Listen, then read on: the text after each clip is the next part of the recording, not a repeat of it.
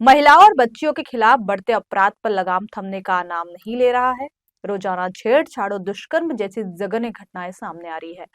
अब तो बेटियां घरों के आसपास और स्कूल कॉलेज जैसी जगहों पर भी सुरक्षित नहीं है।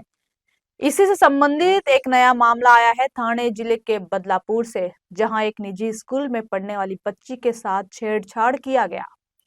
बता दें कि इंग्लिश स्कूल में पढ़ने वाली 4 साल की बच्ची के साथ स्कूल वैन के ड्राइवर द्वारा कथित छेड़छाड़ का मामला सामने आया। शिकायत मिलते ही पुलिस ने त्वरित कार्रवाई करते हुए आरोपी वैन ड्राइवर को गिरफ्तार कर लिया है और स्कूल वैन को सीज कर लिया है। बता दें कि मामला तब उजागर हुआ जब बच्ची तय समय पर घर नहीं पहुंची और करीब 1 घंटे बाद घर लौटी। पूछताछ के दौरान बच्ची ने ड्राइवर द्वारा गलत हरकत किए जाने की जानकारी दी।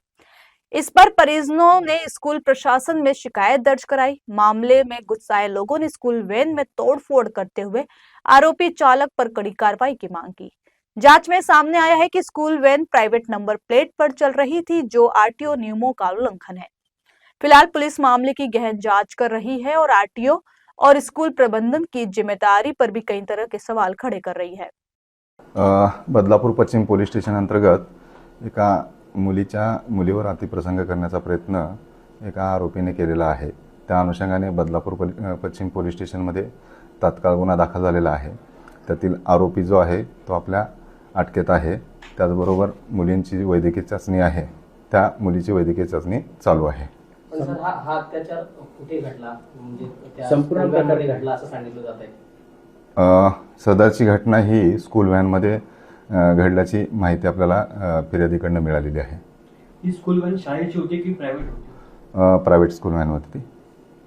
मग त्या व्हॅन चालकावर किंवा त्याच्या मालकावर काय गुन्हा दाखल करण्याची प्रक्रिया आपण करत आहात? हो, सदरची व्हॅन जी आहे ती त्या शाळेसोबत ॲग्रीमेंटमध्ये होती।